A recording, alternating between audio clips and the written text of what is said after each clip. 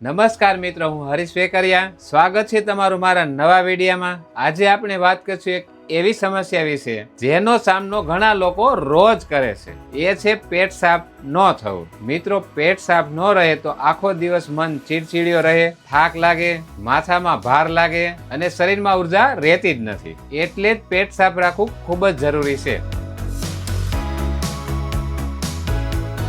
પેટ સાફ ન થવાના કારણો. હવે સૌથી પહેલા એ સમજીએ કે પેટ કેમ સાફ નથી થતું. પૂરતું પાણી ન પીવું, ખોરાકમાં ફાઈબર ઓછું હોવું, જેમ કે જંક ફૂડ, તળેલું વધારે ખાવું, દૈનિક કસરત ન કરવી, આખો દિવસ બેસી રહેવું, તણાવ અને ઊંઘની કમી, ઘણીવાર દવાઓની સાઈડ ઇફેક્ટ, આ બધા કારણોથી કબજિયાતની તકલીફ વધે છે. હવે હું તમને બતાવું પેટ સાફ કરવા માટે લોકો કેટલીક ભૂલ કરે છે. પેટ સાફ કરવા માટે ચા, કોફી જેવી વસ્તુ પર વધારે આધાર રાખે છે. આનાથી થોડી વાર માટે રાહત મળે છે, પણ લાંબા સમય માટે આંતરડા કમજોર થઈ જાય છે. કોક તરત દવા લઈને ઉપચાર કરે છે, પણ એ શરીરને આદત લગાડી શકે છે. સાચી રીત એ છે કે કુદરતી ઉપાયથી પેટ સાફ કરવું. હવે આપણે જાણીએ કે પેટ સાફ કરવા માટે 3 ઘરેલું ઉપાયો. ઉપાય નંબર 1, લીમડો અને મધનું પાણી. સવારે ખાલી પેટે 1 ગ્લાસ ગરમ પાણીમાં અડધી ચમચી લીમડાનો રસ અને 1 ચમચી મધ નાખીને પીવો. આ ઉપાય શરીરને ડિટોક્સ કરે અને પાચન ક્રિયા સુધારે છે. ઉપાય નંબર 2, તીફડા ચૂર્ણ. રાત્રે સૂતા પહેલા 1 ગ્લાસ ગરમ દૂધ કે પાણીમાં 1 ચમચી તીફડા ચૂર્ણ નાખીને પીવું. આ કુદરતી રીતે આંતરડા સાફ કરે છે અને પાચન ક્રિયા સુધારે છે. ઉપાય નંબર 3,